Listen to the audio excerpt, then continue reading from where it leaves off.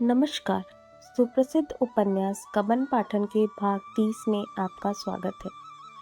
पिछले पठन के अंत में हमने जाना था कि पुलिस रमानाथ को थाने ले जाती है। देवीदीन भी थाने आ पहुंचता है।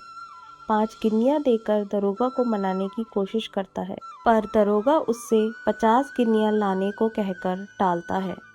देवीदीन अपनी विवशता के कारण दुखी हो जाता है एवं दरोगा से कुछ मोहलत लेकर जाता है ताकि वह रुपयों का कुछ इंतज़ाम कर सके। इधर दरोगा रमानाथ से कहता है कि मेरे पास एक ऐसी तरकीब है जिससे देवीदीन के रुपए भी बच जाएंगे और रमानाथ भी छूट जाएगा। दरोगा रमानाथ को क्या तरकीब बताता है, यह जानने के लिए चलिए सुनते हैं आज का पठन कब्बन भाग 30। रमा ने अविश्वास के भाव से कहा, ऐसी कोई तरकीब है? मुझे तो आशा नहीं। दरोगा, अजी साईं के 100 खेल हैं, इसका इंतज़ाम मैं कर सकता हूँ। आपको महज एक मुकदमे में शहादत देनी पड़ेगी। रमा, झूठी शहादत होगी? दरोगा, नहीं, बिल्कुल सच्ची। बस समझ लो कि आदमी बन जाओगे। म्यूनिसिपैलिटी के पंजे से तो छूट ही जाओगे, शायद सरकार परवरिश भी करे। यूँ अगर चालान हो गया तो 5 साल से कम की सज़ा न होगी। मान लो इस वक्त देवी तुम्हें बचा भी ले तो बकरे की माँ कब तक खैर मनाएगी? ज़िंदगी खराब हो जाएगी। तुम अपना नफ़ा नुकसान खुद समझ लो, मैं ज़बरदस्ती नहीं करता। दरोगा जी ने डकैती का वृतांत कह सुनाया। रमा ऐसे कई मुकदमे समाचार पत्रों में पढ़ चुका था। संशय के भाव से बोला, तो मुझे मुखबिर बनना पड़ेगा और यह कहना पड़ेगा कि मैं भी इन डकैतियों में शरीक था। यह तो झूठी शहादत हुई। दरोगा, मामला बिल्कुल सच्चा है। आप बेगुनाहों को न फंसाएंगे। वही लोग जेल जाएंगे जिन्हें जाना चाहिए। फिर झूठ कहाँ है? डाकुओं के डर से यहाँ के लोग शहादत देने पर राजी नहीं होते, बस और कोई बात नहीं। यह मैं मानता हूँ कि आपको कुछ झूठ बोलना पड़ेगा, लेकिन आपकी ज़िंदगी बनी जा रही है, इसके लिहाज से तो इतना झूठ कोई चीज़ नहीं। खूब सोच लीजिए, शाम तक जवाब दीजिएगा। रमा के मन में बात बैठ गई। अगर एक बार झूठ बोलकर वह अपने पिछले कर्मों का प्रायश्चित कर सके और भविष्य भी सुधार ले तो पूछना ही क्या, जेल से तो बच जाएगा। इसमें बहुत आगा पीछा की ज़रूरत ही नहीं थी। हाँ, इसका निश्चय हो जाना चाहिए कि उस पर फिर म्यूनिसिपैलिटी अभियोग न चलाएगी और उसे कोई अच्छी जगह मिल जाएगी। वह जानता था पुलिस को गरज है और वह मेरी कोई वाजिब शर्त अस्वीकार न करेगी। इस तरह बोला मानो उसकी आत्मा धर्म और अधर्म के संकट में पड़ी हुई है। मुझे यही डर है कि कहीं मेरी गवाही से बेगुनाह लोग न फंस जाएं। दरोगा, इसका मैं आपको इत्मीनान दिलाता हूँ।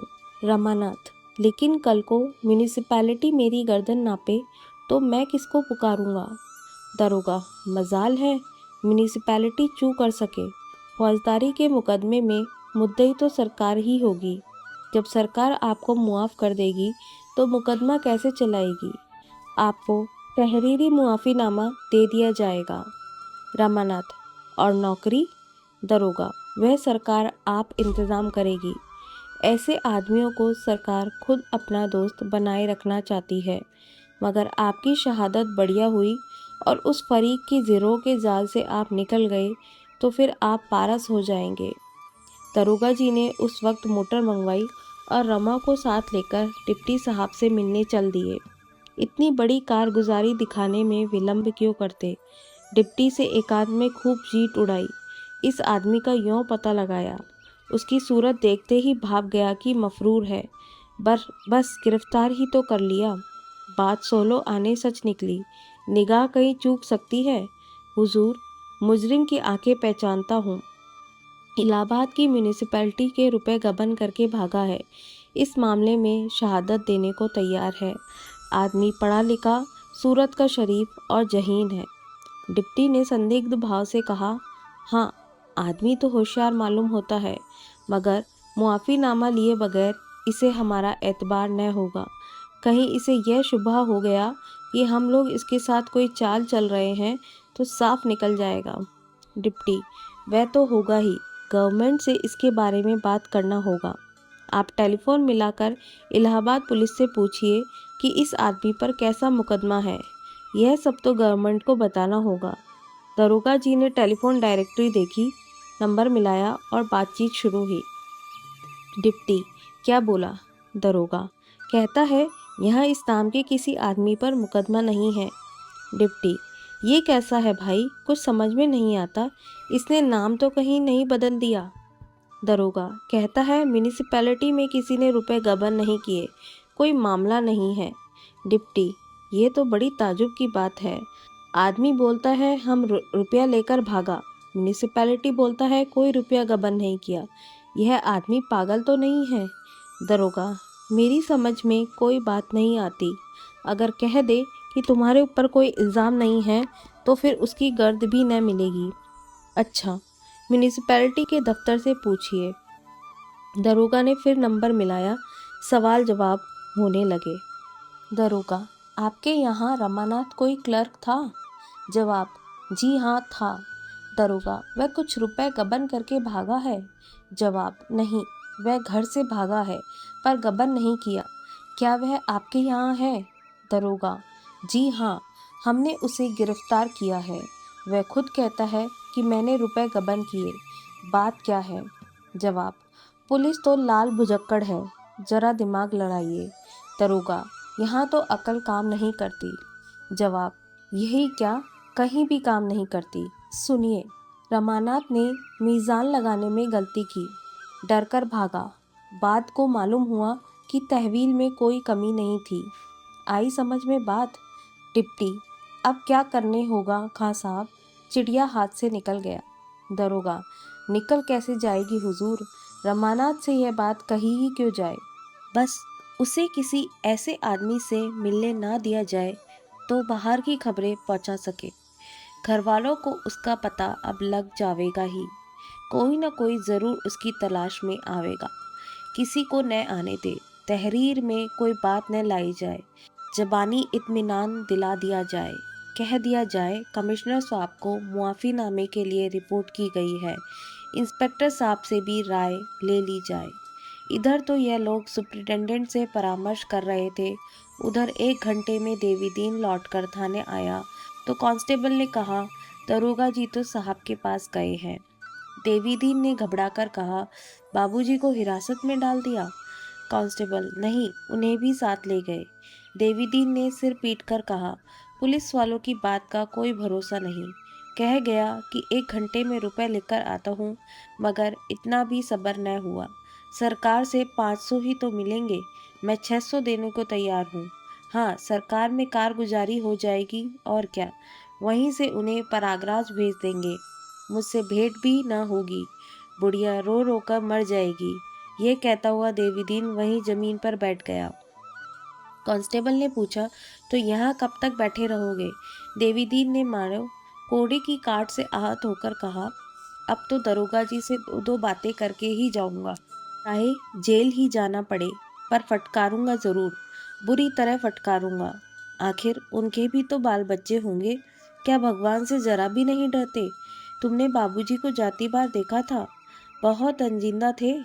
कांस्टेबल, रंजीदा तो नहीं थे, खांसी तरह हंस रहे थे।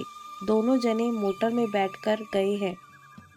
देवीदीन ने अविश्वास के भाव से कहा, हंस क्या रहे होंगे बेचारे, मुंह से चाहे हंस ले, दिल तो रोता ही होगा। देवीदीन को यहाँ बैठे 1 घंटा भी न हुआ था कि सहसा जग्गो आ खड़ी हुई। देवीदीन को द्वार पर बैठे देखकर बोली, तुम यहाँ क्या करने लगे? भैया कहाँ है? देवीदीन ने मर्माहत होकर कहा, भैया को ले गए सुप्रिटेंडेंट के पास, न जाने भेंट होती है कि ऊपर ही ऊपर प्रयागराज भेज दिए जाते हैं। जग्गो, दरोगा जी भी बड़े वह हैं, कहाँ तो कहा था कि इतना लेंगे, कहाँ लेकर चल दिए। देवीदीन, इसीलिए तो बैठा हूँ कि आवे तो 2 बातें कर लूँ। जग्गो, हाँ, फटकारना ज़रूर, जो अपनी बात का नहीं वह अपने बाप का क्या होगा। मैं तो खरी कहूँगी, मेरा क्या कर लेंगे। देवी दीन, दुकान पर कौन है। जग्गो, बंद कर आई हूँ, अभी बेचारे ने कुछ खाया भी नहीं, सवेरे से वैसे ही है, चूल्हे में जाए व तमाशा, उसी की टिकट लेने तो जाते थे, न घर से निकलते तो काहे का ये बला सिर पर पड़ती। देवी दीन, जो इधर से पराग ही भेज दिया तो। जग्गू, तो चिट्ठी तो आवेगी ही, चलकर वहीं देख आवेंगे। देवी दीन, आंखों में आंसू भरकर, सजा हो जाएगी। जग्गू, रुपए जमा कर देंगे तब काहे को होगी, सरकार अपने रुपए ही तो लेगी। देवी दीन, नहीं पगली, ऐसा नहीं होता, चोर माल लौटा दे तो वह छोड़ थोड़े ही दिया जाएगा। जग्गू ने परिस्थिति की कठोरता अनुभव करके कहा, दरोगा जी, वह अभी बात भी पूरी न करने पाई थी कि दरोगा की मोटर सामने से आ पहुंची। इंस्पेक्टर साहब भी थे। रमा इन दोनों को देखते ही मोटर से उतरकर आया और प्रसन्न मुख से बोला, तुम यहाँ देर से बैठे हो क्या दादा, आओ कमरे में चलो। अम्मा, तुम कब आई। दरोगा जी ने विनोद करके कहा, कहो चौधरी, लाए रुपए। देवी दीन, जब कह गया कि मैं थोड़ी देर में आता हूँ तो आपको मेरी राह देख लेनी चाहिए थी, चलिए अपने रुपए लीजिए। दरोगा, खोद कर निकाले होंगे। देवी दीन, आपके अखबार से 1500 अभी ऊपर ही निकल सकते हैं, जमीन खोदने की ज़रूरत नहीं पड़ी। चलो भैया, बुढ़िया कब से खड़ी है, मैं रुपए चुका कर आता हूँ। यह जो इंस्पेक्टर साहब थे ना, पहले इसी थाने में थे। दरोगा, तो भाई अपने रुपए ले जाकर उसी हांडी में रख दो। अफसरों की सलाह हुई है कि इन्हें छोड़ना न चाहिए, मेरे बस की बात नहीं है। इंस्पेक्टर साहब तो पहले ही दफ्तर में चले गए थे। ये तीनों आदमी बातें करते उसके बगल वाले कमरे में गए। देवीदीन ने दरोगा की बात सुनी तो उसकी भौहें तिरछी हो गई। बोला, दरोगा जी, मर्दों की एक बात होती है, मैं तो यही जानता हूँ। मैं रुपए आपके हुक्म से लाया हूँ, आपको अपना कॉल पूरा करना पड़ेगा। कह के मुकर जाना नीचों का काम है। इतने कठोर शब्द सुनकर दरोगा जी को भन्ना जाना चाहिए था, पर उन्होंने जरा भी बुरा न माना। हंसते हुए बोले, भाई अब चाहे नीच कहो चाहे दगाबाज कहो, पर हम इन्हें नहीं छोड़ सकते। ऐसे शिकार रोज नहीं मिलते। कॉल के पीछे अपनी तरक्की नहीं छोड़ सकता। दरोगा के हंसने पर देवीदीन और भी तेज हुआ। तो आपने कहा किस मुंह से था। दरोगा, कहा तो इसी मुंह से था, लेकिन मुंह हमेशा एक सा नहीं रहता। इसी मुंह से जिसे गाली देता हूँ उसकी इसी मुंह से तारीफ भी करता हूँ।